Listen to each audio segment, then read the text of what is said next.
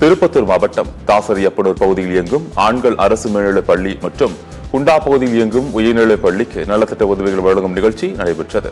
இந்த நிகழ்ச்சியில் கலந்து கொண்டு பேசிய சட்டமன்ற உறுப்பினர் செந்தில்குமார், நாங்கள் எல்லாம் படிக்கும்போது ஆசிரியர்கள் அடித்து படிக்க வைத்தார்கள். ஆனால் இப்போது என்னுடைய பிள்ளையை கூட கண்டிக்க முடிவதில்லை என கூறினார். மாணவர்களை ஆசிரியர் அடிக்க வேண்டும் என்ற நோக்கத்தில் இதை சொல்லவில்லை என்று குறிப்பிட்ட அவர், அடித்து விடுவார்களோ என்ற வகையில் மாணவர்கள் படிக்க முயல்வார்கள் என தெரிவித்தார். அதே மாதிரி நானே என் பையனை கண்டிக்க முடியல. ஏதாச்சும் என்ன கம்மி ஆயிடுச்சு மார்க் ஏதாச்சும் ஒண்ணுன்னா எப்படா திட்டுறதுன்னு இருக்கு. சார் எப்படியாச்சும் அடிச்சா கொஞ்சம் நிறைய மார்க் வாங்க வச்சிருங்களேன்னு ரிக்வஸ்ட் பண்ற மாதிரி தான் இருக்கு. இல்லையா இதை வாங்கி கொடுக்குறேன் அதை வாங்கி கொடுக்குறேன், எப்படியாச்சும் ஒரு பாஸ் மார்க் வாங்கிடுறான். தயவு செஞ்சு ஒண்ணுன்னா 100 வாங்க சொல்லல, ஒரு 50 மார்க் 60 மார்க் வாங்கிடா போதும். நாளைக்கு ஸ்கூல் போனோன்னா இதெல்லாம் எம்எல்ஏ பையன் ஃபெயில் ஆயிட்டானே யோசிச்சு பாருங்க. ஒவ்வொரு ஸ்டேஜ்ல ஒவ்வொரு பசங்க ஒரு அப்பா அம்மாவுக்கும் பசங்களுக்கு மேல எவ்வளவு இது இருக்கு.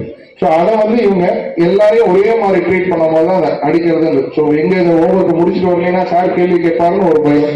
அந்த பயம் இருந்தா தானே நீங்க முடிச்சுட்டு வருவீங்க. சரி போய் என்னத்தை கேட்க போறாரு அப்படின்னு பயம் போயிடுச்சுன்னா வராது. அதுக்காக சொன்னேன், உங்களை அடிக்கணுன்றதுக்காக சொல்லுவேன்.